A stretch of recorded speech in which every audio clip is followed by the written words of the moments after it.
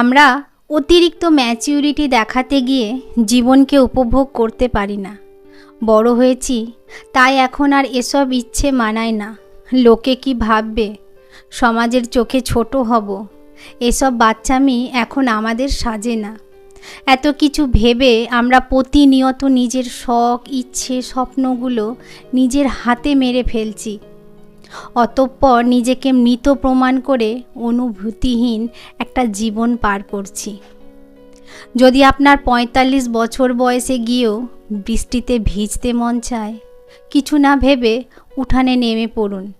প্রিয় মানুষটিকে নিয়ে ছাদে চলে যান, দুজনে একসাথে বৃষ্টিতে ভিজুন। যদি আপনারা স্বামী স্ত্রী একসাথে একান্তে সময় কাটাতে চান, দূরে কোথাও চলে যান। ইস, ছেলে মেয়ে বড় হয়েছে, কি ভাববে, এই চিন্তা মাথা থেকে ঝেড়ে ফেলুন। বুড়ো বয়সে যদি আপনার ভালোবাসার অর্ধাঙ্গিনীর চুলে বেনি করতেও মন চায়, তাও করুন। নাতিপুতি হয়েছে তো কি হয়েছে, আনন্দ নিয়ে জীবন কাটান। কলিগের সাথে আড্ডায় বসে যদি আপনাকে ফর্মালিটি মেনটেন করতে হয়, তাহলে সেই আড্ডা থেকে চলে আসুন। পাড়ার দোকানে চা নিয়ে ছোট্টবেলার বন্ধুর সাথে আড্ডায় মাতুন। মন খুলে কথা বলতে পারবেন। প্রেমিকার হাত ধরে ভালোবাসি বলতে মন চাইছে, কানে লাল গোলাপ ফুল গুঁজে দিতে মন চাইছে, পায়ে পায়েল পরিয়ে দিতে ইচ্ছে করছে, করে ফেলুন। কারণ ম্যাচুরিটি দিয়ে কখনো ভালোবাসা হয় না, একটু পাগলামি থাকতেই হয়, তবেই না ভালোবাসাটা সুন্দরময় হয়।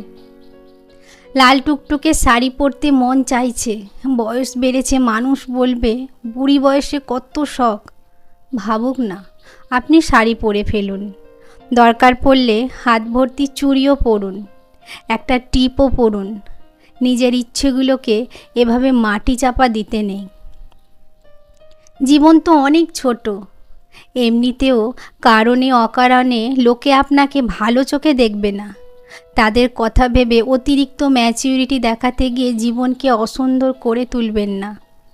নিজেদের ভালো থাকার জন্য হলেও একটু পাগলামি করুন, তবেই না সুন্দরভাবে জীবনকে উপভোগ করতে পারবেন।